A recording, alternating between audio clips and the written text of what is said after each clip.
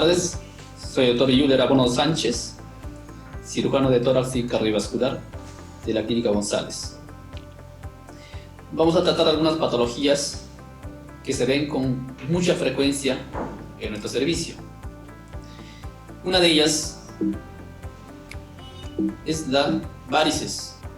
Si bien es cierto, la varices es una patología de salud pública con gran impacto social, que no solamente perjudica en el ámbito laboral, sino también, por sobre todo, en la calidad de vida de las personas. Su incidencia es muy alta. Estamos hablando casi del 50% de la población sufre varices. Pero para esto hay algunos factores de riesgo que son muy importantes. Una de ellas es la edad. Las personas que tienen 60, 70 años prácticamente tienen un 15 a 20% más riesgo de tener varices. El género, es decir, el 30% de varones tiene varices, pero hasta un 50% de mujeres tienen varices. Es más frecuente en el sexo femenino. La obesidad es otro factor de riesgo. El mismo hecho de tener un índice de masa corporal por encima de 30 tiene de 6 a 7 veces más riesgo de tener varices. El otro riesgo es el embarazo. Prácticamente se duplica el riesgo a tener varices. En la historia familiar, los estudios han demostrado que hay una correlación muy importante en la familia. Es decir, si algún familiar tiene varices, es muy probable que también dentro del entorno familiar va a haber quienes sufren de esta patología. También recalcar aquí que las personas que reciben terapia de reemplazo hormonal no están expuestas al riesgo de tener varices. ¿Cómo se presentan las varices? Las molestias son dolor, pesadez, calambre, cansancio, y estos síntomas se empeoran al atardecer, o esto empeoran al estar mucho tiempo parado. Como también estos síntomas mejoran cuando se levanta la pierna o mejora cuando se hace actividad física. Entonces tenemos varios estadios de acuerdo al grado de severidad. La clase 0, como pueden apreciar aquí en la imagen, es donde la persona no tiene ningún signo visible de varices.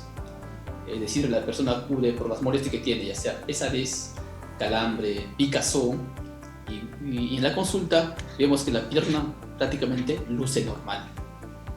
Mientras que en la clase 2 tenemos la clase 1, tenemos telangiectasias, también llamado arañas vasculares. Entonces ve las venas muy pequeñitas. Dice que esto está presente hasta en un 80% de la población. En la clase 2 tenemos ya las venas varicosas, las varices, ya las venas dilatadas. Esto está presente de un 20 a un 60% de la población.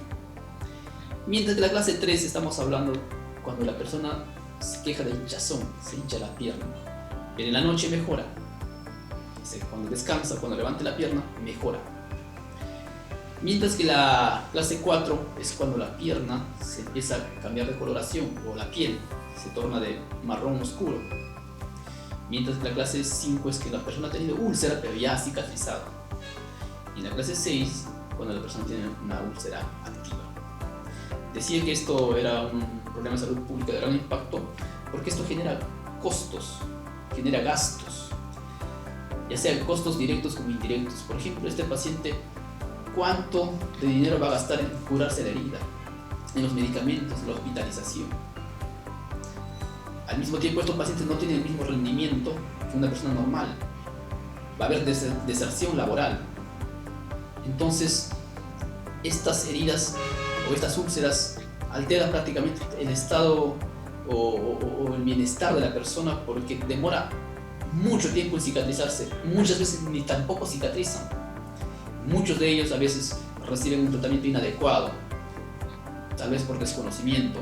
Están tomando antibiótico, y resulta que esta herida no es infectada, sino es una úlcera crónica que necesita otro tipo de tratamiento, otro tipo de manejo. Cuando el paciente viene con estas molestias al especialista, el diagnóstico es simple. Aparte de la clínica, es el examen ecográfico, ecodoppler. Entonces la ecografía nos demuestra la parte anatómica de la vena, y la parte funcional. Vemos venas dilatadas y también no todos los pacientes que tienen enfermedad o insuficiencia venosa tienen las venas dilatadas. Pueden estar las venas pequeñas, pero están insuficientes. Es decir, que funcionalmente está alterado. Normalmente las venas llevan la sangre de la pierna hacia el corazón, pero cuando están enfermas, la sangre regresa hacia las piernas. Entonces, esa sangre se empieza a congestionar la pierna, empieza a hincharse, empieza a generar todas las molestias que he mencionado: dolor, pesadez, calambre, cansancios.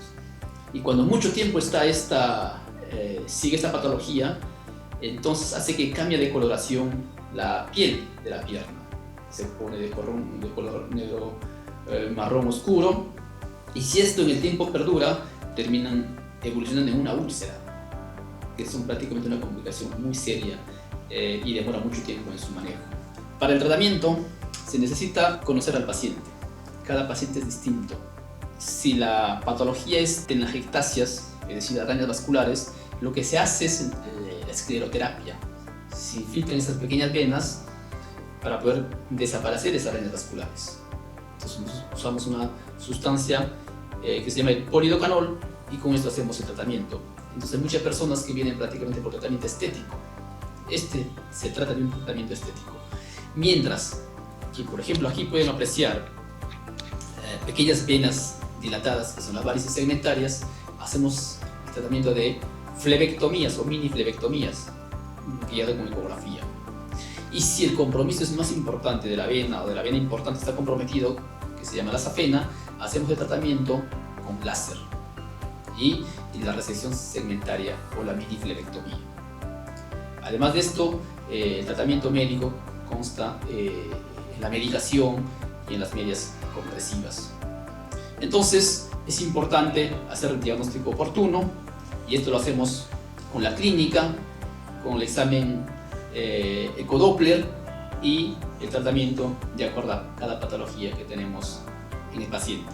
Todo paciente o toda varices es distinto para cada paciente. La otra patología que vemos en el consultorio es la trombosis venosa profunda. La trombosis venosa profunda es cuando se forma un coágulo dentro de la vena. Súbitamente la persona presenta hinchazón de la pierna, dolor, calor. Inmediatamente pensamos en los factores de riesgo. ¿Y cuáles son esos factores de riesgo? Paciente obeso, paciente postrado, paciente que tiene un problema oncológico, pacientes que tienen antecedentes quirúrgicos, una cirugía abdominal o una cirugía de cadera o alguna coagulopatía. Y ahora, con esta enfermedad, el COVID, se ha visto que los pacientes que tienen o que padecen esta enfermedad tienen alto riesgo de hacer trombosis, no solo de la vena, sino también de las arterias. Entonces, de ahí se ha demostrado que el 60% de las trombosis en estos pacientes se dan después del alta. Es decir, cuando los pacientes han ido a casa, tienen mucho riesgo de hacer trombosis hasta las 6 semanas. Por eso que estos pacientes, cuando salen del alta, incluso reciben anticoagulación profiláctica para evitar una trombosis hasta 3 o 4 semanas después del alta. Cuando el paciente presenta edema, dolor, calor en la pierna, porque va a estar hinchado uno más que la otra, inmediatamente hay que sospechar en una trombosis venosa.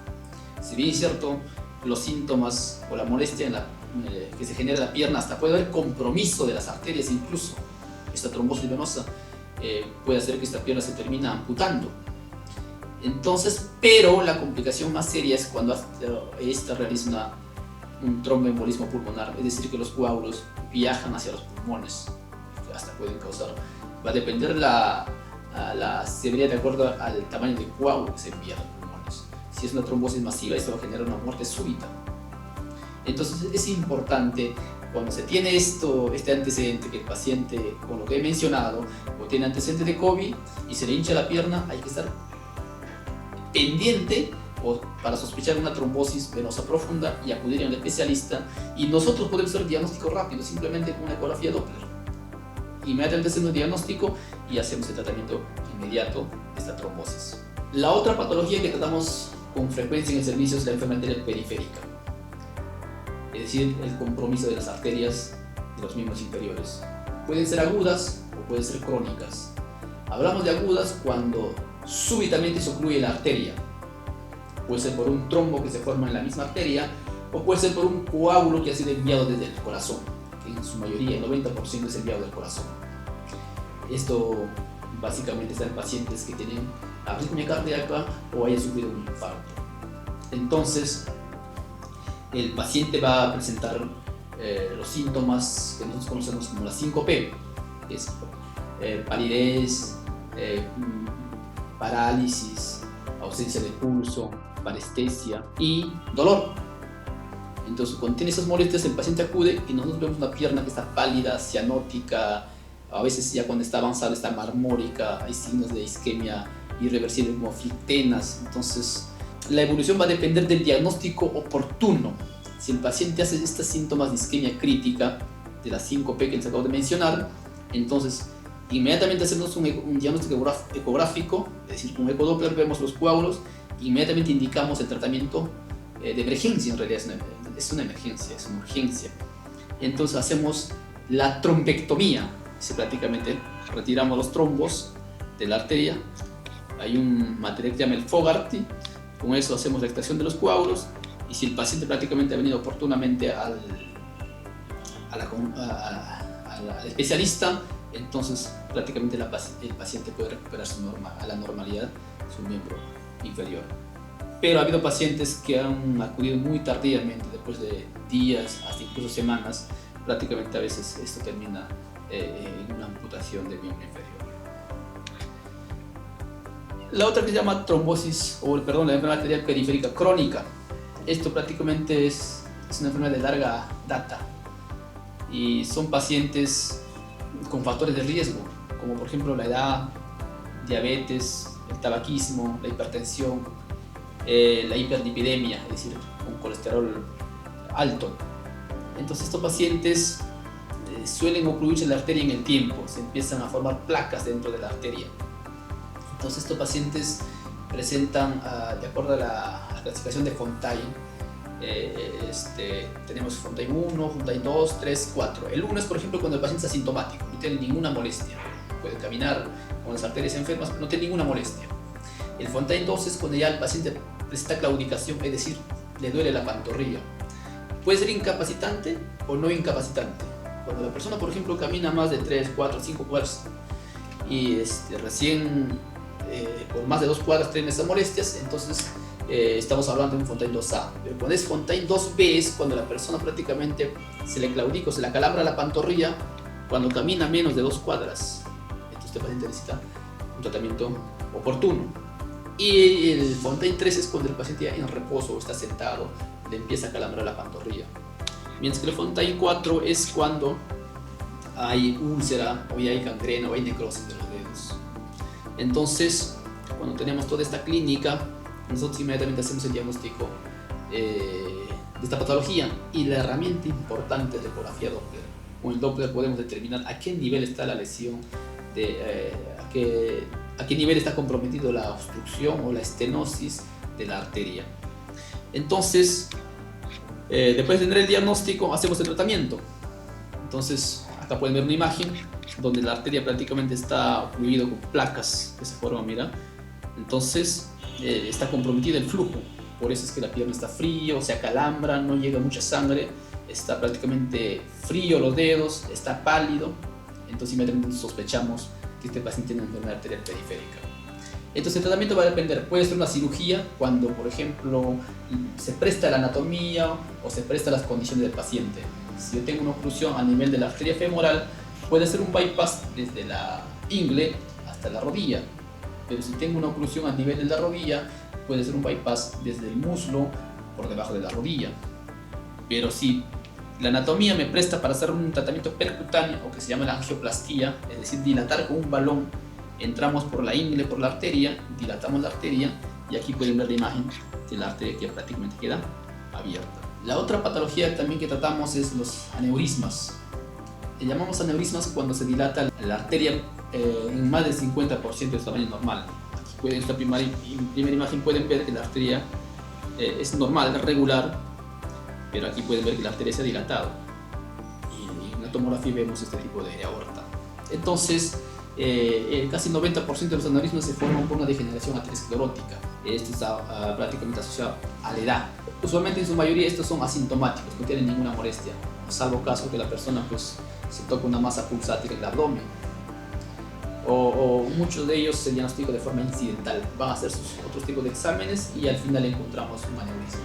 No tienen síntomas salvo caso se está rompiendo o se han roto. Cuando presenta dolor abdominal asociado al aneurisma, prácticamente se está rompiendo o está roto. El 80% se rompe hacia la columna, por eso que nos da tiempo que este paciente puede llegar a la emergencia y pueden operarse. Pero el 20% que se rompe hacia adelante, prácticamente inmediatamente fallecen los pacientes, porque no da tiempo. El hecho de tener una masa pulsante en el abdomen o en la barriga es importante acudir en el especialista. La otra patología que tratamos es la enfermedad carotidia, es de las carótidas. Las carótidas son arterias que van hacia el cerebro. Aquí pueden observar la imagen. Entonces, los pacientes que tienen los mismos factores de riesgo de la enfermedad periférica, es decir, hipertensión, tabaquismo, obesidad, hipercolesterolemia. Entonces, estas personas tienen el riesgo también que las arterias que van al cerebro se empiezan a ocluir, a estenosar. Se forman placas de ateromas. Esto hace que estas placas pueden migrar al cerebro y causar un infarto cerebral. Y estos pacientes pues, debutan con hemiplegia, hemiparesia o también con alteración ocular, con ceguera temporal o permanente. Entonces, para eso es importante hacer un diagnóstico oportuno. Y también el diagnóstico se hace con una ecografía Doppler. Y al tener un diagnóstico oportuno, hacemos un tratamiento oportuno, porque el tratamiento prácticamente es preventivo, evitar a que se sufra a posterior un infarto cerebral. El tratamiento puede ser quirúrgico o puede ser endovascular también. Y la otra patología que vemos con frecuencia son pacientes con enfermedad renal crónica terminal, es decir, pacientes que necesitan fístula para hacer su diálisis. Y para hacer una fístula nosotros hacemos un mapeo ecográfico. La ecografía es una herramienta importante para hacer el mapeo de las venas, de las arterias, para escoger el brazo izquierdo, brazo derecho. Si es que no tiene venas, para utilizar injertos. Para todo eso nos sirve la ecografía Doppler. Entonces acá pueden observar, por ejemplo, una fístula simple, donde se junta una arteria y una vena. O también si no tenemos una vena accesible, podemos superficializar, que se llama la transposición de la vena basílica. Y la otra es si no tenemos venas adecuadas, se puede hacer con injertos. Básicamente estas son las patologías que tratamos en la clínica y tenemos la ecografía Doppler como instrumento importante para hacer el diagnóstico de todas estas patologías. Yo soy el Dr. Julio Ramón Sánchez, estoy los días martes y viernes de 2:30 a 6 de la tarde. Los días martes y viernes de 2:30 a 6 de la tarde. Muchas gracias.